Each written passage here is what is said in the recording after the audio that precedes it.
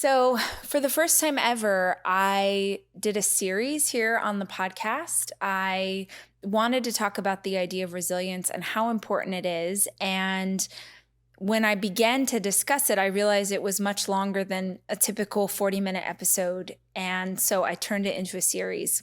I honestly don't think I have ever had a reaction from the audience the way I have about this series. And number one, I'm so appreciative. I love getting feedback. I love hearing if you guys are into it and what you're liking and how I can better serve you as a podcast community and the YouTube community. So please comment below and just let me know how I can continue to do work and topics that you love. But also, it's so helpful for me to know in real time where you guys are at and how the content that we're making can help to lift you up or inspire you or give you ideas. So today is the conclusion of my 3-part series on resilience. And if you are coming in right now, I really want to encourage you to go back and listen to episodes 1 and 2 because they really lay the groundwork for what I'm going to talk about today. And I just feel like resilience it's one of those things that we all need so much, especially with what's going on in the world right now. I'm turning through my journal to find the lesson that I wrote out for y'all. So bear with me for 1 second. I think it's interesting. I was just talking to the team today about what the last quarter of this year is going to look like. And for us, that's really important because we do this challenge every year called the last 90 days. And maybe some of you have been part of the challenge before. And if you haven't, I really want to encourage you to get involved this year. It starts on October 1st, and we'll have more information about that later. But essentially, it's a challenge about how we can live out the last 3 months of the year, the last 90 days with intention. And it feels so important. I remember doing it last year in 2020, and it almost felt like we were sort of screaming into the void. And I know some of you did challenge with us, but trying to talk to people about reaching for more or taking care of themselves or how to be intentional when the world still felt so scary really just didn't land for a lot of people. It was still such a time of worry and anxiety and just kind of trying to survive. I think a lot of people were still reaching for coping mechanisms that would help them get through, and they couldn't really see through where they were at to something better. And so as we go into the last part of this year, we're in the last quarter of this year, I think that this is a conversation that is so relevant, not just how can we be resilient, but also how can we take back control.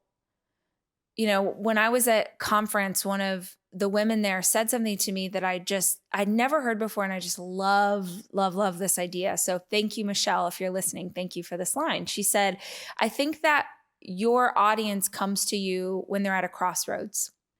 People typically aren't coming to my work. They don't come to podcasts or read my books if they're trying to level up on something that's great. They come in when they're in the midst of a big life transition or a big life change, and they're trying to figure out what's next, or how do they figure out what's next, or how do they identify their purpose, or how do you even know what you want? I was talking to someone recently and I was like, well, tell me what you want and I can tell you how to get there. And he was like, I don't even know what I want. That's the problem. And I was like, okay, great. Well, let's start with what you don't want. Maybe you're coming into this episode right now. Maybe you want to hear about resilience because what you don't want is to stay stuck. What you don't want is to hold on to this bitterness. What you don't want is for it to be this hard. Maybe that's the thing that you don't want. And knowing what you don't want is as powerful as what you do. It gives you some direction. It tells you where to head.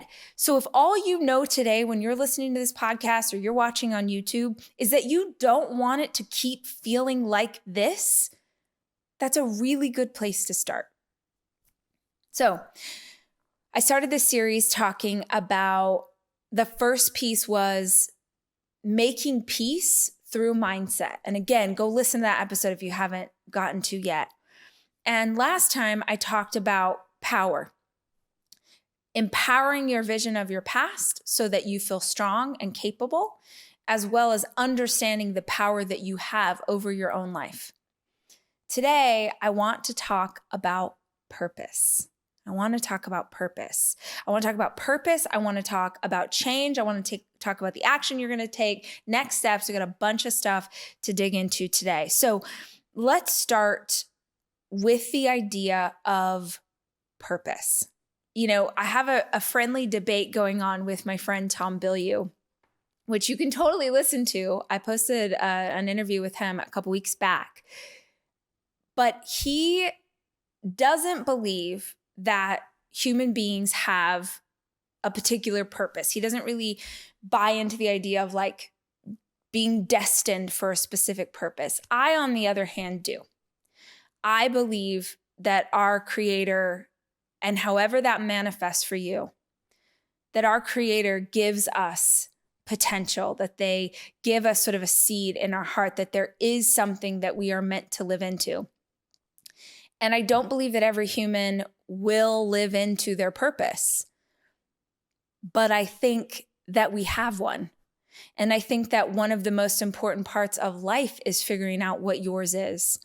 But Tom's way of looking at purpose is also really inspiring because he doesn't believe that you have one that's preordained, but he believes that you can make your own, which is really empowering as well. So whether you're sort of a hippie like me and you believe that, you know, the stars align to make you exactly who you are and give you the purpose that you are meant to live out, or you believe like Tom that you don't necessarily have one but can create one in your life, either way, it goes back to last week's idea that you are in control of what happens next. So here's how purpose was explained to me recently, and I love this. I was talking to a coach about how people could define it and what does it really look like, because I know what I believe my purpose is on this planet. Beyond being an incredible mother and raising these humans that I have been lucky enough to get to know, beyond that, which is a personal purpose, when it comes to my work, I believe that my purpose on this planet is to encourage and inspire and give tools to help women be the hero of their own story. That's what I do.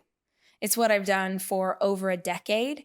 And I always joke about the fact that when I was younger, the tool that I had to give you was how to make a casserole or how to make a throw pillow. And maybe that sounds silly because you're like, well, how is that going to help you be the hero of your own story? Well, freaking A, man.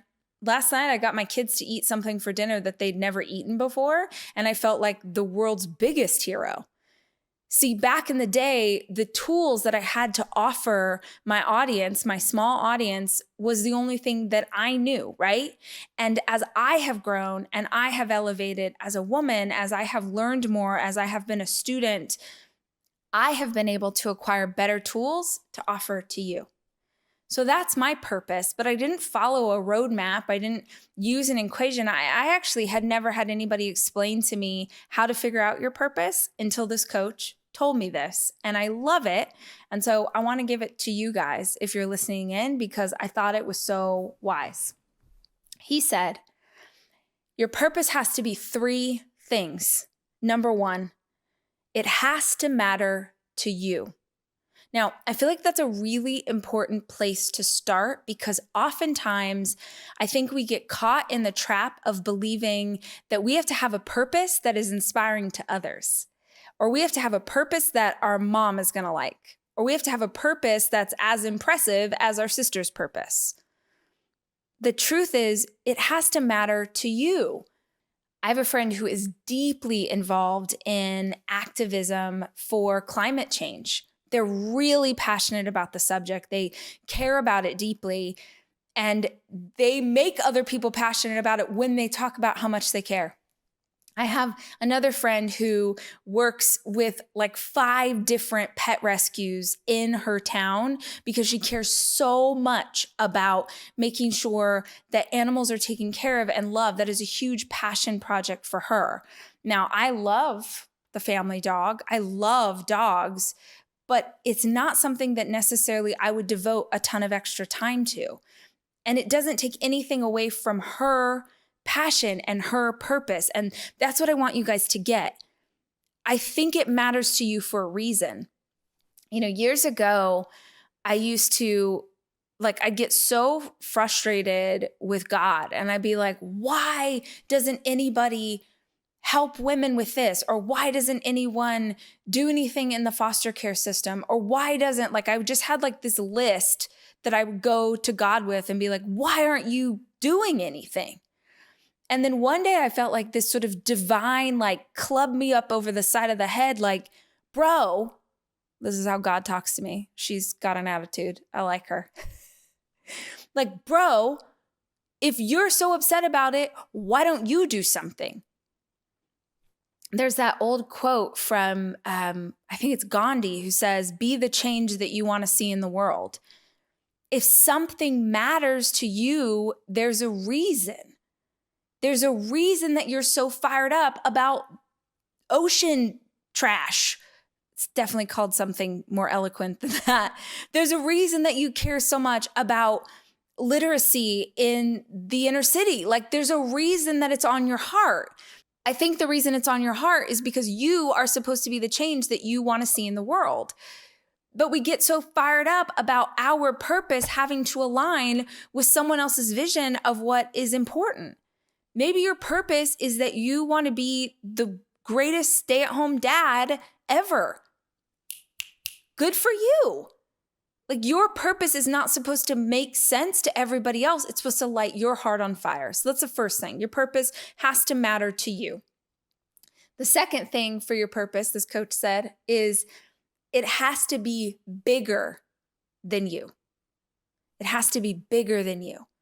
This dream, this vision that you have has got to be something that takes your breath away a little bit. Has got to be something that feels like it is going to require divine intervention. It's going to require some magic. It's going to require things you didn't even know were possible in order to pull it off. It's got to be bigger than you. Believing that my purpose is to help women be the hero of their own story, that is a freaking bold statement. Because even if I can do that with one woman, what an incredible impact I've been able to have. What an incredible legacy I've been able to leave behind. The vision that I have for this work is so much bigger than that one person. It's bigger than me. It requires a team. It requires a community like you. It requires other people buying into the vision that you have.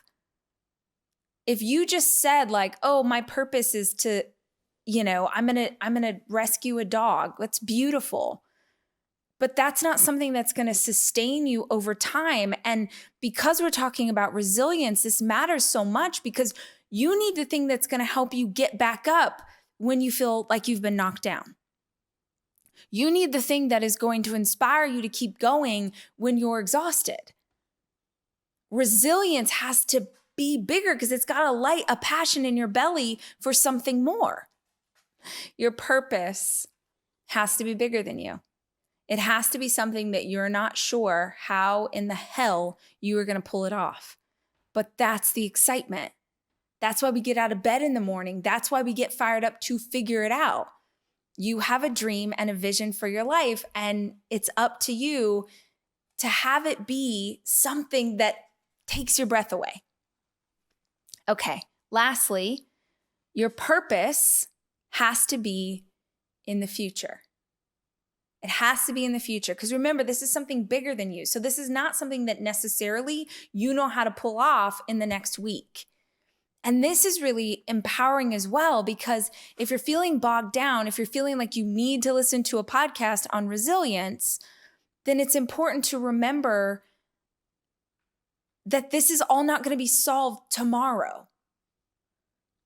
Tony Robbins has this quote that I love. He says, people overestimate what they can accomplish in a year and underestimate what they can accomplish in a decade.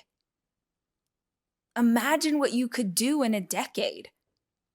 It's why I Start Today journal and all of the meditations that I do about visualizing your future, it's always 10 years in the future. Because in 10 years, you could accomplish so much. Think of who you were 10 years ago. Me at 28, holy crap. Let's not even go there. Like, no. What I've been able to do in the last 10 years and what I think I'll be able to do in the next 10 or the next 20, it overwhelms me because it feels too big. But when something feels big, that's how we elevate. And maybe that seems funny because we're talking about resilience, right? Like some of you might be thinking, wait, you're talking about all these big visions for your life. Rach, I'm listening to you to hear about resilience because I'm struggling to get out of bed. Right. But here's what you're not clicking into yet. This struggle that you were inside of is the thing that is going to make you the person you want to be. If you are needing to listen to a conversation about how to be more resilient in your life, I want you to understand that you are in the season that is going to make you a better version of yourself. I have this tattoo on my wrist. You guys have maybe seen me talk about it a lot. It says, embrace the suck. Embrace the suck. I got that tattoo because I realized that every single beautiful, incredible, good thing in my life came on the other side of something awful. I wanted to remember when I was in the midst of the hardest seasons that something good was on the horizon. That's what you need to get right now. You are being pulled back, right? Like a slingshot. You're being pulled back. It feels like there's so much tension. There's so much going on around you. And what you don't realize is that you're about to be springboarded. You're about to like be pushed forward so much further than you would have been if you hadn't gone through this trial. People go through hard times and they feel like God or the universe is punishing them. And I think when you're going through those hard seasons, you are in the midst of the thing that is going to make you strong enough to have the life you want to have. So at least for me, when I need the thing that's going to help me to keep going, I have to align myself with a bigger vision. I have to have something bigger than me to look forward to figure out, to focus on, because it goes back to this idea I talked about in the first episode of this series. It goes back to this idea of what we manifest in our lives. What you focus on, what you think about is what you create. You have heard so many people say you create your own reality because it's true. You create your own reality. So what you are focusing on, when you're focusing on the chaos, when you're focusing on the pain, when you're focusing on how hard it is, when you're focusing on all the things that you're afraid of, you're just creating more of that energy in your life. You're wiring your brain to focus only on that thing. So that's all it's able to see. When you align with purpose, with something bigger, with something that's in the future, with something that's out there, you're giving your mindset something new to absorb. And every time you find yourself slipping back into the negative thinking, just don't judge yourself for it. Be graceful about the fact that your brain is wired in a certain way, but teach it something new. No, we're not going to focus on that. We're going to focus on where we're going. We're going to focus on the people we're serving. We're going to focus on the impacts we want to have. We're going to focus on how we want to show up as a wife or a mother or a sister or a friend. We're going to focus on the woman that we want to become, the man we want to become. We are not going to obsess over what we don't have. We are not going to live in scarcity. We are going to focus on the abundance and what we're able to create. And that's the important piece too, I think, when it comes to the idea of knowing your purpose. It's not enough to know your purpose. You actually have to take action. So what I wrote down here was know your purpose and tie it to the action of change. I started this conversation by saying that maybe you came here because you felt like you were tired of the tension, or you were tired of feeling stuck. You were tired of how hard it was. And so it's not enough to arm yourself with information. You know, that old quote that says, knowledge is power. Knowledge is not power. Applied knowledge is power. Taking action with the knowledge you have, that's power. Because plenty of people will go around and just keep amassing information, just keep piling all the information. They'll read the books, they'll buy the products, they'll do the thing. They don't actually take action against the things that they know. So let's talk about the idea of your purpose and how that can give you some action to take. In order to make change in your life, in order for this life that you're going through to feel different, I think that you have to tie it to a vision. I think that's where purpose comes in, but purpose is sort of, these are the things that I'm going to do to live out who I'm meant to be. What I'm talking about is the vision, literally, what does it look like when you have the life that you want to have? Or in real time, what does it look like for you to be the person that you want to be? Because that's what compels me to act. It's so easy when things are hard to get bogged down in what is. It's so freaking easy to only be able to see what's right in front of your face. So in order for me to make change, I have to have a vision of where I'm going. One of the mantras that I say to myself all the time, and feel free to steal this, is I am creating the life of my dreams. I am creating the life of my dreams. I am creating the life of my dreams. It reminds me, number one, that I am in control. It reminds me that I create my own reality. And it reminds me that any point in my day is an opportunity for me to live this out in a way that is the woman that I want to be. But if I don't know what she looks like, if I don't know how she acts, if I don't know how she loves, if I don't know those things, then where am I aiming? Y'all, like, you can shoot an arrow all day. And if you have a target in front of you, maybe you don't hit the target, but I promise you get a hell of a lot closer than when you're just shooting randomly into the air. There's something so beautiful about staying present and being centered in this day and being grounded in this day. But I also think that you have to know where you want to be tomorrow. Not just who you want to be, but how do you want to be? How do you want to live out this life? Because you can know, right? Like, you can know what your purpose is. But your purpose, that's going to take a lot of work. That's going to take a lot of time. That's bigger than you, remember? But what you're going to do today is where your vision comes into play. So y'all have heard me say this 10 bajillion times, but episode 72 of the podcast, I do a guided meditation to visualize your future. If you want to go dig into that episode, you know, it's here, it's free. Go absolutely do that. But essentially, I just want you to be able to see a vision of your life like you would see a movie. Maybe it's making a Pinterest board.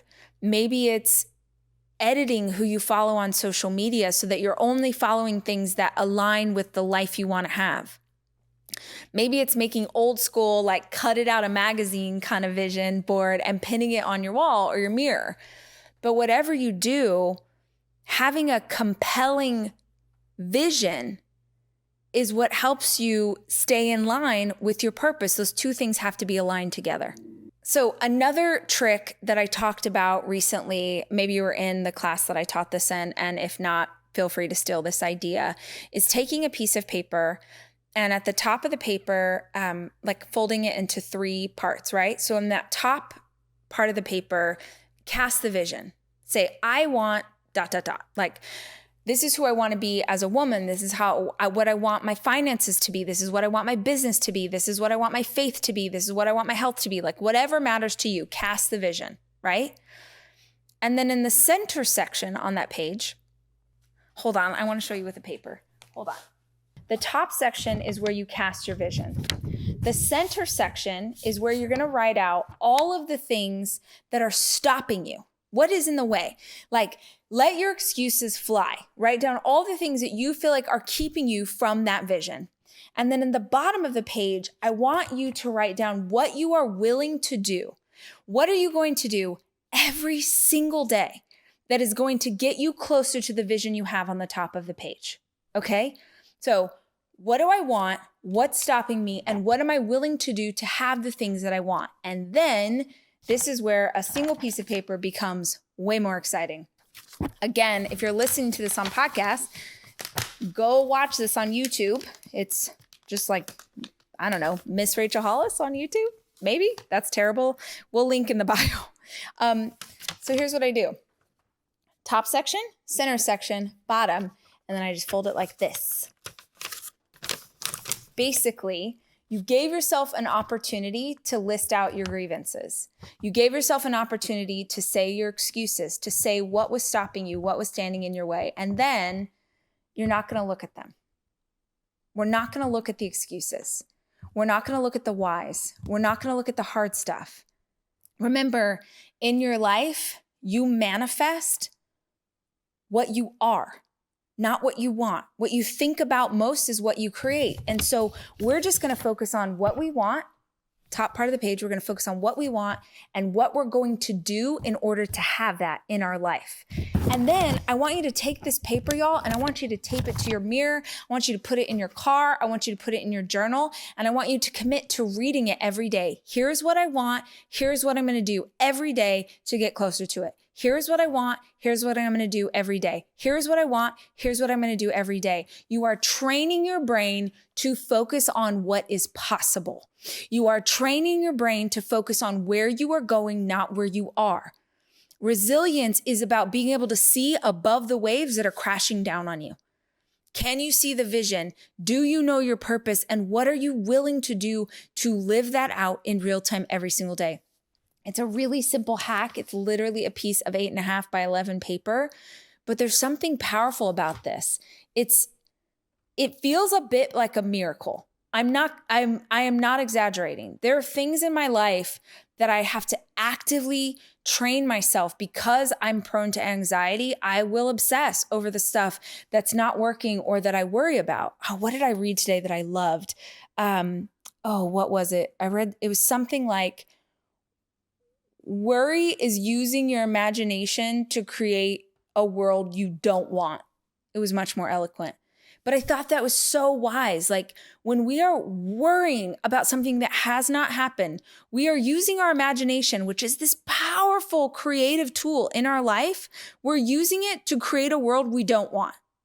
So it's a simple hack, but I swear it's a really powerful tool. I would tape it up somewhere. I would put it in your morning journal, put it in your Start Today journal, and read it every day. I challenge you to do it for a month and see if things don't start to shift in your life. Just the simple act of focusing on where you want to go and knowing how you're going to get there can have amazing results. Okay.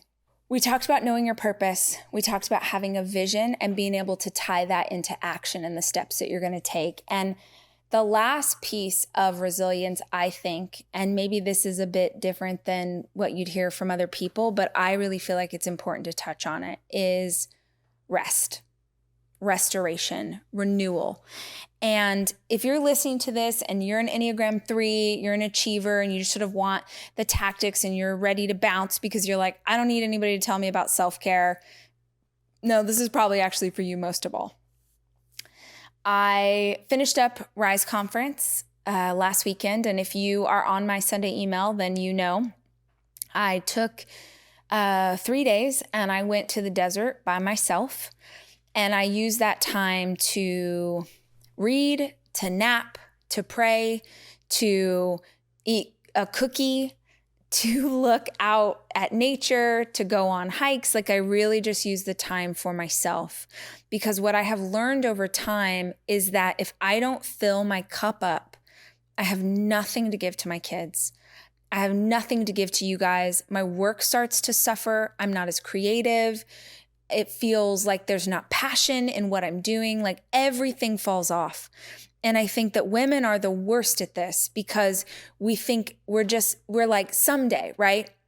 Someday when the kids are out of school, or, oh, you know what? Someday when it's spring break, or someday when the kids are in school, or someday when we have more time, or someday, we keep thinking that we're going to have the life or the rest or the replenishment that we need when someday comes. And someday is such a dangerous myth. Someday isn't coming. There's only today. Like today is the only guarantee that you have. So we have to learn to take care of ourselves in this day. And whereas years ago, I would have finished Rise conference and been like, hot damn, like we just thousands of women all over the world. This was so cool. And we did this conference and it was awesome. And I would have immediately, like Monday morning, I would have been back at work doing the thing because I would have let the excitement of purpose keep me from what I need, which is to get grounded again. And I feel like if you're in a season of struggle and you're needing to listen to a conversation about resilience, what you run the risk of is burnout. I think that so many women and men are really hurting right now because you've been pushing yourself so hard physically, mentally, emotionally, that you're not taking those breaks to let your mind rest, to let your body rest, to listen to what you need, to listen to divine guidance, to read a book that's good for your soul, or maybe read a book that just makes you laugh. But I really want to make sure that that's something that we are as a community very mindful of.